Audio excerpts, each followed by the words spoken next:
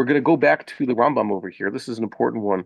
We saw this halacha in the Rambam. It's in Hilchos Beis Bechiros, 7th parak, halacha 7. If you want, you have a copy of the Rambam there. He says, this is an important one. Afal pisha mikdash hayom charev ba'avon othenu. Even though the temple is sitting in ruins because of our sins, a man is obligated in its reverence.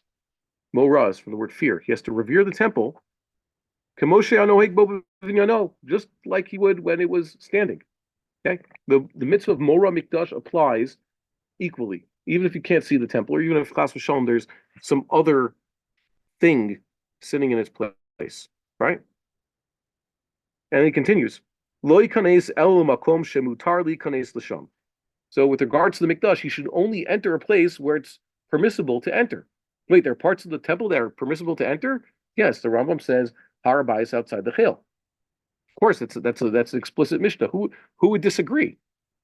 Okay, so that's how you fulfill Mora Mikdash, is only enter the permissible places. Have you done that, Mitzvah ever? Good. Okay, the permissible places of the Mikdash.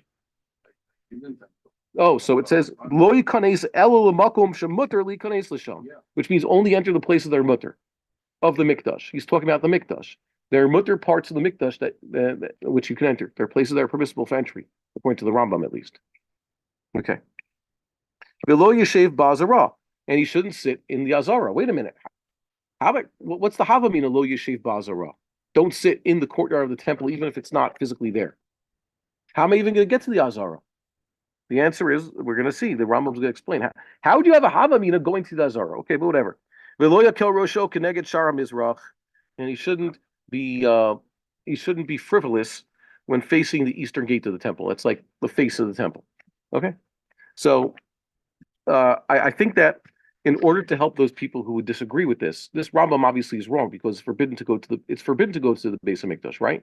So I took the liberty of correcting the Rambam, just fixing the Girsa. So now I'll read it to you. Okay. Even though the temple is sitting in ruins because of our sins, a person's still obligated in its reverence, just like when it was standing. Okay. Lo yukanes afilu razara. Okay. Sorry. Lo yukanes l'shum makom. Kal v'chomer la'azara. He shouldn't go into the temple at all. Kal v'chomer, he shouldn't go into the azara. V'rak keshi yibaneh ha'idei Mashiach, and only once the temple is built by the Messiah, yutar li kanes, will it be permissible to enter. See, now we just fixed the Rambam. Rambam here instead says that a person is not to enter the temple precinct at all, and it'll only become permissible to enter once the Messiah builds the temple. So you might ask a question over here. We just said this. How do you know he's Mashiach? In order to be Mashiach, he has to succeed in building a temple. So how will it be permissible for him to build it if he's not Mashiach yet?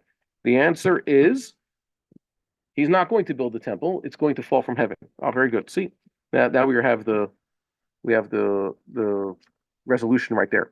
The problem is there's more that has to be corrected in the Rambam. The 6th parak ends with the laws of the eternal sanctity, the eternity of the temple and Jerusalem. And he explains that the temple has been sanctified since the time of Solomon, and it hasn't gone anywhere since. With the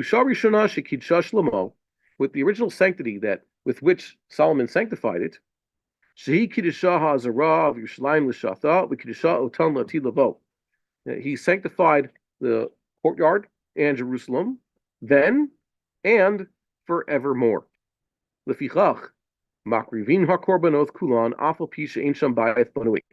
Therefore, we can bring the sacrifices even though the temple is not standing or it's not built. That's an important thing. That's how you get into the Azara, by the way, at least according to the old text of the Rambam.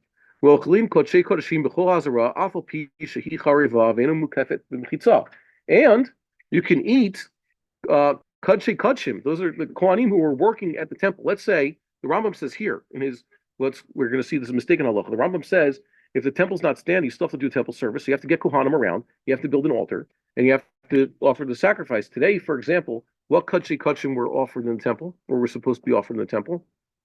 that they could have eaten? So the answer is, well, there was Korban Musaf of Rosh Chodesh. It was the first day of Shabbat today. Normally, Korban Tamid is not eaten by anybody. It's an Olah, it's a burnt offering. And also most of the Korban Musaf is. But there was one goat that's a sin offering, and that's to be eaten by the Kohanim. So that goat is eaten the Azara, even if the temple's not standing, and even if the Azara is not actually surrounded by any mechitza whatsoever. It's supposed to be a stone wall. The Azara is supposed to be surrounded by a real proper wall, right? And a fancy wall at that.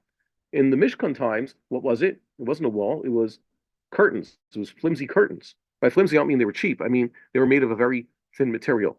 They're almost see-through, basically, right? The klayim. What were the klayim? Yeah, it was just a sheet. Yeah, it wasn't like, yeah, it was a very very thin stuff. Yeah, okay. You could look at the way artists render it. Look in the pictures also in the books. If you'd build it like they were describing, you could, it wasn't a serious partition. Okay, it was actually just for show, like mechitzas and shul a lot of times are.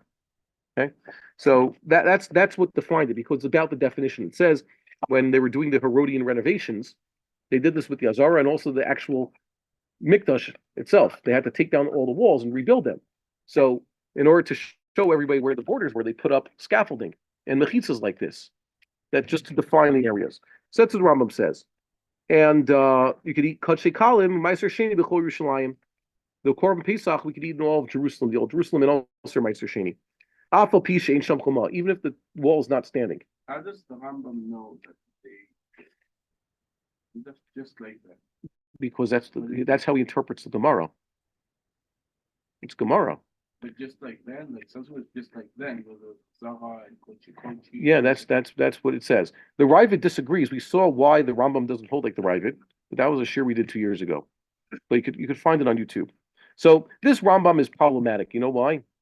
Because he's basically saying that not only is there a way to go to the temple, let's say when the temple's not standing, there's perhaps even an obligation to do so. We're supposed to have the temple service. We're supposed to, I think, by the way, that will get people excited about doing it. That's how the second base of Mikdash was built.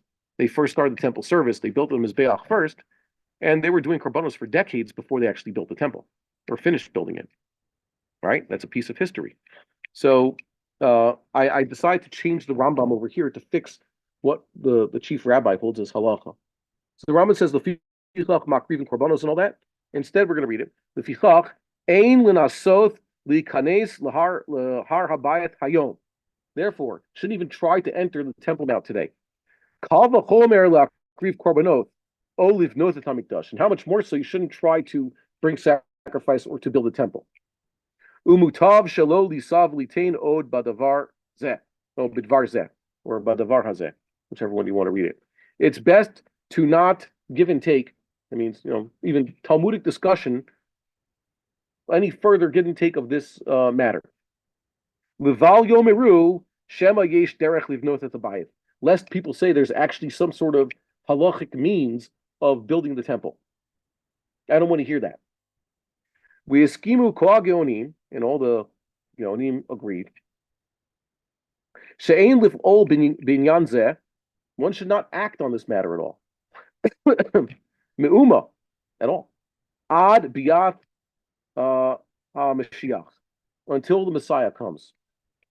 Okay, and if you're wondering who wrote such a thing, I'll show you the book over there. It's actually been written by prominent people. Okay, therefore, it's a good thing we can now fix the Rambam.